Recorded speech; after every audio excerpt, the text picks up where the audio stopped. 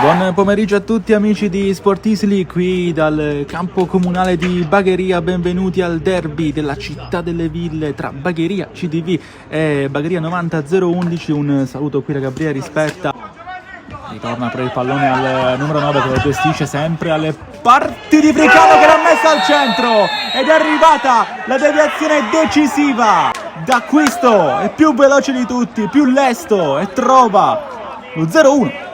Pericolosa l'occasione per il Bagheria, arriva allo stacco di testa che ora con Iezzi prova a sfondare sull'out di sinistra.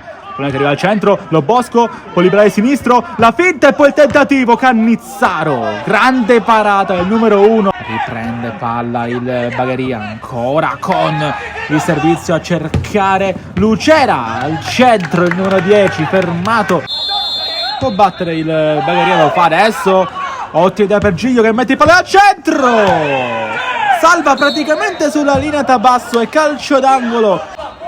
Poi Girgento, una volta il pallone arriva al centro, lo stacco di testa.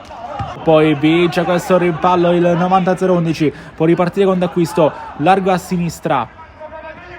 Ancora pallone che deve arrivare al centro, lo fa partire ora e c'è sempre Fricano. Per il tentativo di Serio, Cannizzaro in qualche modo il pallone rimane lì, deve uscire il Bagheria. Ancora pallone che favorisce Ordonez, lo scambio con Petrullo, la parata di Zummo. Batterà Serio che con la scodella vuole Lo Bosco. È arrivato il raddoppio del Bagheria 90-011, l'idea di Serio che trova il capitano nell'area piccola, che buca Cannizzaro. D'Acquisto aspetta il momento giusto, cambia gioco, va da Fricano, non è male l'idea, continua a schiacciare lì gli avversari, la formazione nerazzurra, poi che arriva al centro. C'è il servizio corto, poi lo scambia ancora per il numero 9. Era più un tiro quello di Girgenti che un tentativo di cross, ma il pallone è buono per Fontana. Ancora il numero 11 va col destro, non fa partire ancora il tentativo, poi si appoggia nuovamente a Serio, la parata di Cannizzaro, inclusione affrettato. Ora occhio al tentativo, Zummo non è preciso, ancora poi il destro di Florio, non è stato preciso Zummo e il capitano ha ridotto lo svantaggio. Prova a pareggiare una gara che sembrava già persa Ordonez con questo sinistro sballato che poteva diventare pericoloso per Zummo. E allora può andare il Bagheria.